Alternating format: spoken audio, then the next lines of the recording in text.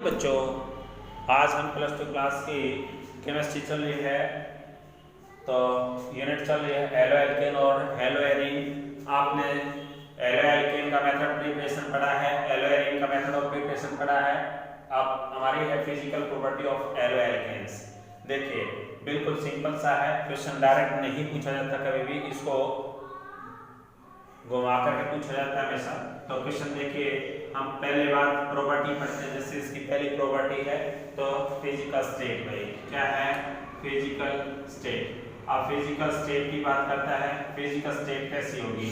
तो देखो भाई, आपने पढ़ा है एलो एल्केन। देखिए CH3 chlorine chloromethane, CH3 chloromethane, ठीक है, CH3 Br ब्रोमोमीथेन, CH3 क्या जाएगा आयोडोमीथेन। तो अब आपको पता चल गया कि ये सारे के सारे क्या है गैसीय स्टेट में है। कैसे हैं भाई, गैसीय स्टेट में, ठीक है। कौन सी स्टेट में है, गैसीय स्टेट के अंदर पाए जाते हैं, ठीक है। और वैसे जनरली कहते हैं कि क्लोरोमीथेन भी क्लोरोइथेन भी यानी कि CH3 CH2 और क्या है Cl, ये भी गैसीय स्टेट में पाया जाता है, ठीक है।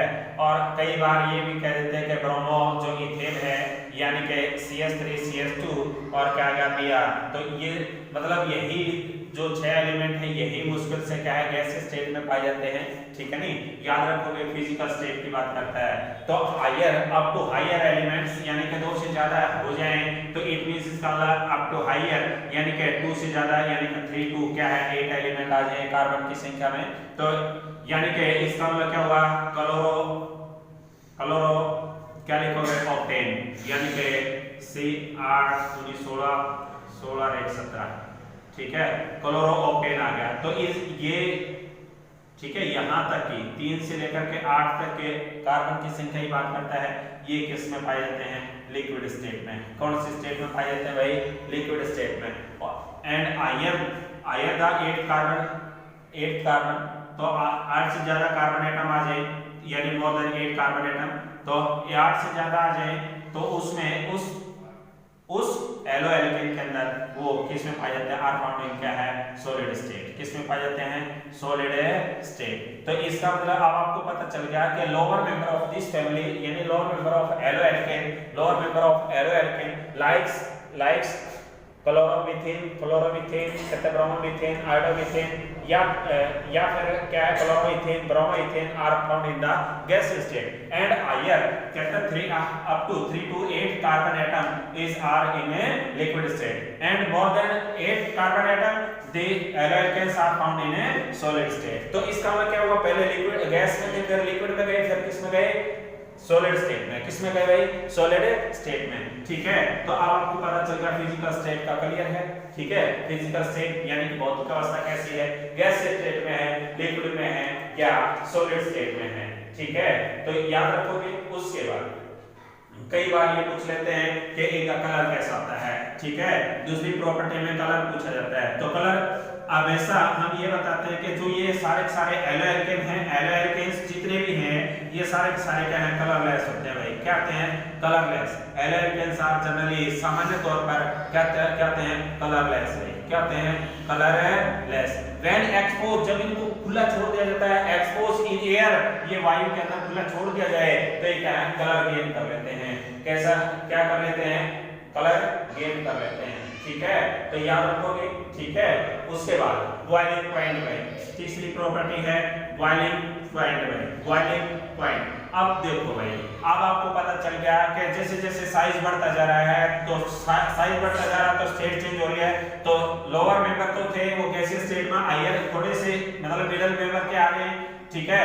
मॉडरेट आ जाए तो लिक्विड स्टेट के और हायर आ जाए तो कैसे हैं सॉलिड स्टेट के।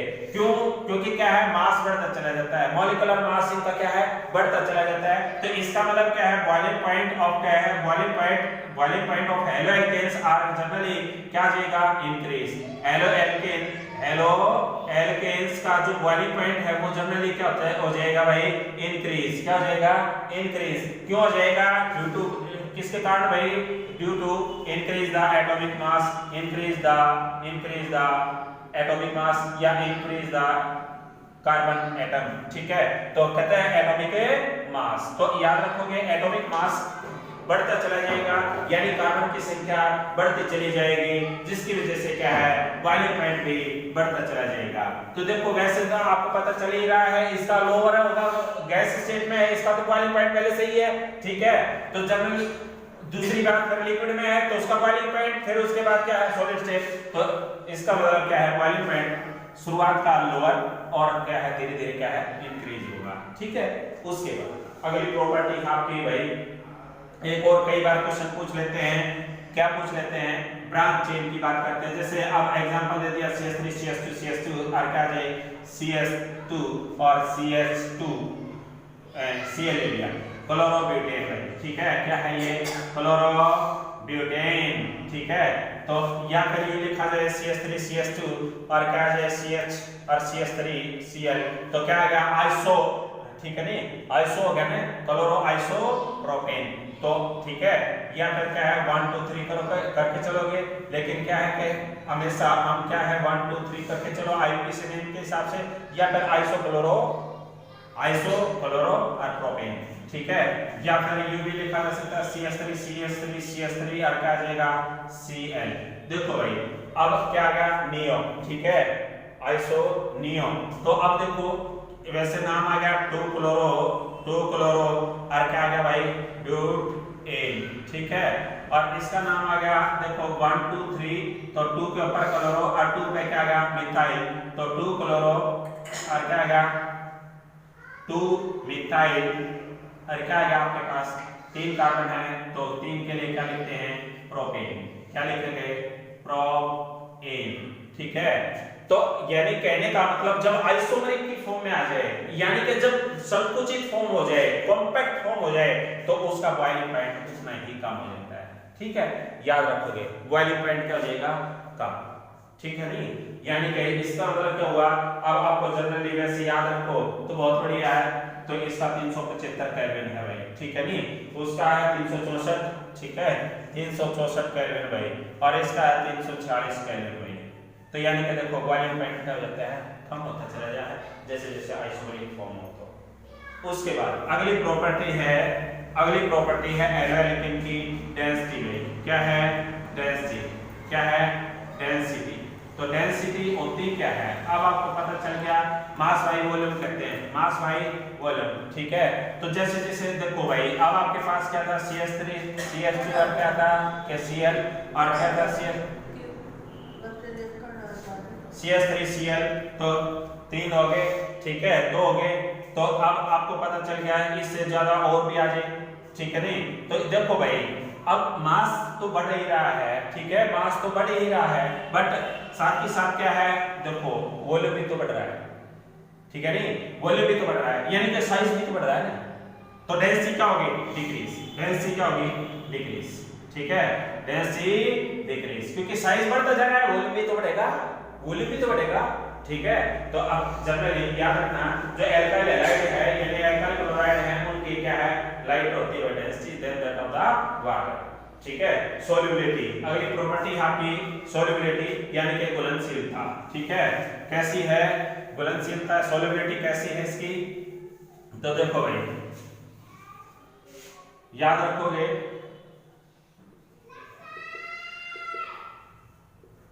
सोल्युबिलिटी घुलनशीलता होती क्या है। देखो आपको बता था haloalkanes are mainly, haloalkanes जो हैं वो एलो एल्केन्स आर जनरली या मेनली कैसे होते हैं, आपको बता था मेनली पोलर इन नेचर, आपने पढ़ा था पीछे में, तो कैसे बताए थे पोलर इन नेचर। जो पोलर इन नेचर हैं और वाटर भी कैसा है, water also polar in nature. तो पोलर इन नेचर है तो आपने पढ़ा था लाइक डिसोलाइक प्रिंसिपल में, तो क्या पढ़ा था कि भाई जब पोलर सोल्यूट है पोलर सॉल्वेंट में डिसॉल्व हो जाता है, तो इसका मतलब क्या हुआ haloalkanes are generally soluble in कहता है water due to polar in nature, यानी पोलैरिटी के कारण, किसके कारण है भाई पोलैरिटी के कारण, ठीक है नहीं। दूसरी बात ये बताते हैं वैसे वाटर की ऑर्डरिंग कैपेसिटी कम होती है, तो इसलिए ज्यादातर ये क्या है बेंजीन ईथर जो नॉन पोलर इन नेचर है उनमें भी सोल्युबल होते हैं, ठीक है। उसके बाद एलो एरिन की जो प्रॉपर्टी है इसकी तो यही थी भाई जो एलो एल्केन की हैं वही सेम एलो एरिन की है भाई, ठीक है। इसमें मेन क्या याद रखना है आपने, मेनली क्या याद रखना है, एलो एरिन में यानी कि एलो एरिन का स्ट्रक्चर आपके पास ये था, ठीक है। तो ये क्या है, रेजोनेंस स्ट्रक्चर शो करता है, क्या करता है, रेजोनेंस स्ट्रक्चर शो करता है, यानी रेजोनेटिंग स्ट्रक्चर शो करता है। तो ये वैसे जनरली आपको बताया गया है, जो एलो एरिन्स हैं वो यदि बात करें किसकी, स्टेट की भाई, ठीक है, स्टेट की, अवस्था की, तो कैसी स्टेट है इसकी, are found in a liquid state. ये किस में पाए जाते हैं, जनरली लिक्विड स्टेट में पाए जाते हैं। किस में पाए जाते हैं, लिक्विड स्टेट में, ठीक है। कौन भाई, haloarenes are found in a generally liquid state, ठीक है। दूसरा है जैसे बॉइलिंग पॉइंट पूछते हैं, तो बॉइलिंग पॉइंट इनका अलग अलग है भाई, ठीक है। कई बार दो चीज होती है भाई, एक तो ये तो हो गया मेन चेन पे, ठीक है, और जो इसकी बिल्कुल एडजेसेंट पोर्शन होती है उसको ऑर्थो बोलते हैं। क्या बोलते हैं, ऑर्थो। अल्टरनेट यानी एक एक छोड़ के बोलते हैं उसको क्या बोलते हैं, मेटा पोजीशन भाई। कौन सी पोजीशन है, मेटा। और बिल्कुल अपोजिट आ जाए वो क्या होती है, पैरा भाई। कौन सी है, पैरा, ठीक है। तीन पोजीशन है, ऑर्थो, मेटा और पैरा, ठीक है। तो ऑर्थो, मेटा और पैरा, तो तीन पोजीशन है। तीन पोजीशन के आधार पर हम इसका बॉइलिंग पॉइंट मेजर करते हैं। तो सबसे ज्यादा जो बॉइलिंग पॉइंट है, the boiling point of the haloarenes are in para isomer, यानी कि पी पैरा के ऊपर जो पोजीशन है उसकी सबसे ज्यादा बॉइलिंग पॉइंट होता है, याद रखना है आपने, then that of the ortho और मेटा। ड्यू टू किसके कारण भाई, कई बार पूछ लेता है कि बॉइलिंग पॉइंट जो है पैरा पोजीशन वाले का ज्यादा होता है, ठीक है, वाई। तो वाई का मतलब ये हुआ कि दीज शोज द आइसोमेरिक, कैसा है, आइसोमेरिक स्ट्रक्चर शो करता है ये, ठीक है। तो इसलिए आइसोमेरिक स्ट्रक्चर की वजह से इसका बॉइलिंग पॉइंट सबसे ज्यादा होता है, ठीक है। तो याद रखोगे। उसके बाद इसकी है सोल्युबिलिटी भाई। सोल्युबिलिटी तो देखो भाई, आपने पढ़ा है, आपको बताया था कि वो तो पोलर इन नेचर हैं, तो इसलिए CH3 और X का यानी कि आपने पढ़ा था क्लोरीन का लगा लो, तो इनका पोलैरिटी यानी कि माइनस और प्लस यानी पोलर इन नेचर था। बट इसमें तो ये बताया गया है कि ये पोलर इन नेचर रिएक्ट तो करेगा लेकिन बहुत लेस सोल्यूबल होता है, लेस सोल्यूबल होता है, ठीक है ना। याद रखना है सोल्युबिलिटी में लेस सोल्यूबल होगा। क्यों होगा लेस सोल्यूबल, कई बार क्वेश्चन पूछ लेते हैं, haloalkane are more soluble than that of the haloarene, why, तो क्वेश्चन आ जाता है। तो ये क्या शो करता है, अब आपको पता चल गया ये क्या शो करेगा, रेजोनेटिंग स्ट्रक्चर, ठीक है। तो क्या है, ये स्टेबल स्ट्रक्चर है, क्या है, स्टेबल स्ट्रक्चर है। देखो एग्जांपल देते हैं, तो देखो ये इसके पास चला गया और ये इसके पास आ गया, तो अब आपको पता चल गया कि ये देखिए, तो क्या बन गया, क्लोरीन के पास डबल बॉन्ड और कहता है कि Cr बच गया लोन पेयर ऑफ इलेक्ट्रॉन, यहाँ पॉजिटिव चार्ज और यहाँ नेगेटिव चार्ज, ठीक है। तो ये आ गया, ये इसके साथ शेयर करेगा, ये इसको डोनेट कर देगा। तो देखिए स्ट्रक्चर फिर बन जाएगा, अगला क्या बन जाएगा, तो देखिए डबल बॉन्ड Cl, ठीक है, 4 lone pair of electron positive charge, और इसने इसके साथ शेयर किया था यहाँ डबल बॉन्ड, इसने इसको डोनेट कर दिया था यहाँ नेगेटिव चार्ज, ठीक है। ये इसके साथ शेयर करेगा और ये इसको डोनेट कर देगा, तो अगला रेजोनेटिंग स्ट्रक्चर ये बन जाएगा। तो आपने ये याद रखना है, डबल बॉन्ड आ गया Cl, ठीक है, पॉजिटिव चार्ज, इसके यहाँ डबल बॉन्ड, इसने इसके साथ शेयर किया था यहाँ मल्टीपल बॉन्ड, इसको डोनेट कर दिया था यहाँ नेगेटिव चार्ज, ये इसके साथ शेयर कर लेगा तो ये वापस इसको दे देगा, ठीक है। तो वापस यानी कि कहने का मतलब रोटेट हो गया, ठीक है, सारा बॉन्ड वापस इलेक्ट्रॉन वहीं पहुंच गए, ठीक है। तो ये देखिए यहाँ आ गया, ठीक है। तो रेजोनेटिंग स्ट्रक्चर शो करता है जिसकी वजह से ये क्या है, स्टेबल है तो ये लेस सोल्यूबल है, समझ में आई बात, ठीक है। तो यही आपने करना था, तो याद रखोगे physical property of haloalkane and haloarene, ठीक है। उसके बाद हमारी केमिकल प्रॉपर्टी है वो कल करेंगे। Thank you.